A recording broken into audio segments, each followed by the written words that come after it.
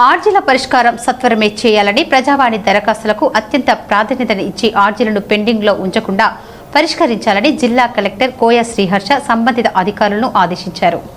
సోమవారం ప్రజావాణి కార్యక్రమం సందర్భంగా జిల్లా కలెక్టర్ కోయ శ్రీహర్ష సమీకృత జిల్లా కలెక్టరేట్లో అదనపు కలెక్టర్ డి వేణుతో కలిసి ప్రజల నుండి దరఖాస్తులను స్వీకరించారు.